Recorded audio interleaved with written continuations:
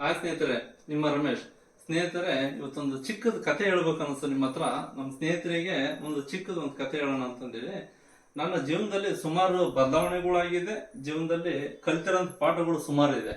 ಇವತ್ತು ನಿನ್ನೆ ಒಂದು ಪಾಠ ನಡೀತು, ನನಗೆ ಪಾಠ ಕಲ್ತ್ವಿ.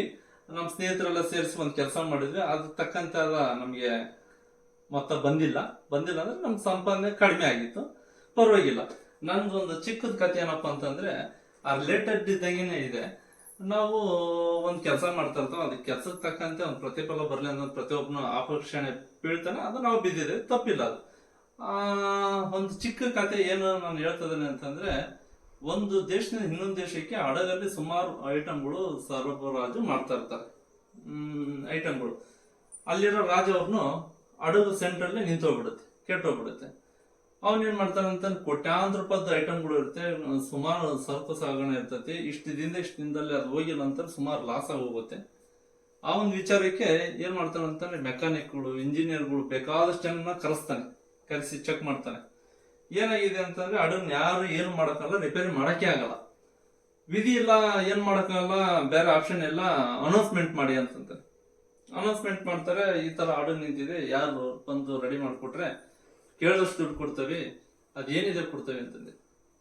ಒಬ್ಬ ಚಿಕ್ಕ ಮೆಕ್ಯಾನಿಕ್ ಕೆಲಸ ಮಾಡೋಂಥ ವ್ಯಕ್ತಿ, ಆ ವ್ಯಕ್ತಿ ಬರ್ತಾನೆ. ಬಂದು ಏನ್ ಮಾಡ್ತಾನೆ ಅಂತಂದ್ರೆ ನಾನ್ ಮಾಡ್ತೇನೆ ಅಂತ ಬರ್ತಾನೆ.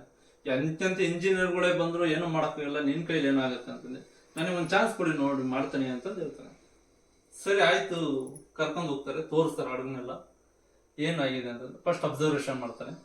ಅಬ್ಸರ್ವೇಷನ್ ಮಾಡಿ ಏನ್ ಮಾಡ್ಬೇಕು, ಯಾವ ತರ ಮಾಡ್ಬೇಕು ಅನ್ನೋದೆಲ್ಲ ನೋಡಿ ಯೋಚನೆ ಮಾಡಿ ಕರೆಕ್ಟ್ ಆಗಿರೋದು ನಿರ್ಧಾರ ತಗೊಂಡು ಎಲ್ಲಿ ಹೊಡಿಬೇಕು, ಎಲ್ಲಿ ಯಾವ ತರ ಮಾಡ್ಬೇಕು ಅಂತ ಕರೆಕ್ಟ್ ಆಗಿ 5 ನಿಮಿಷ ಕೆಲಸ ಮುಗಿಸ್ಬಿಡ್ತಾನೆ.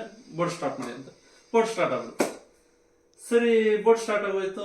ನಾನ್ ಬೇರೆ ಹೇಳ್ಬಿಟ್ಟೆ ರಾಜ ಅಂತಂತಾನೆ, ಏನಪ್ಪ ಮಾಡೋದು, ಸರಿ ಒಂದ್ ಕೆಲಸ ಮಾಡು, ಬಿಲ್ ಎತ್ಕೊಂಬ ನನ್ನ ಆಫೀಸ್ಗೆ ಅಂತ ಹೇಳ್ತಾನೆ. ಸರಿ ಬಿಲ್ ಎತ್ಕೊಂಬ ಅಂತಂದಾಗ ಸರಿ ಹೋಗ್ತಾನೆ. ಬಿಲ್ ಎತ್ಕೊಂಡು ಹೋಗ್ತಾನೆ, ತಾನು ಇಕ್ತಾನೆ. ಸರಿ ಎಷ್ಟು ಬಿಲ್ಲು? 5 ಲಕ್ಷ. ಏನೇನು ಮಾಡಿದೆ ಅದಕ್ಕೆಲ್ಲ ಬಿಲ್ ಕೊಡುವ ಅಂತ ಕೇಳ್ತಾನೆ. ಬಿಲ್ ಕೊಡುವ ಅಂತ ಕೇಳಿದಾಗ ಹೇಳ್ತಾನೆ, 1 ರೂಪಾಯಿನ ನಾನು ನಟ್ಟು ಬೋಲ್ಟು ಯಾವ ಜಾಗದಲ್ಲಿ ಹೊಡಿಬೇಕಾದ್ರೆ ಹೊಡೆದಕ್ಕೆ 1 ರೂಪಾಯಿ, ಇನ್ನು 4,99,999 ರೂಪಾಯಿ ಯೋಚನೆ ಮಾಡಿ ಎಲ್ಲಿ ಏನ್ ಮಾಡ್ಬೇಕಂತ ತಿಳ್ಕೊಂಡದಕ್ಕೆ ಅದಕ್ಕೆ ಆ ಬಿಲ್ಲು ಅಂತಂತಾನೆ.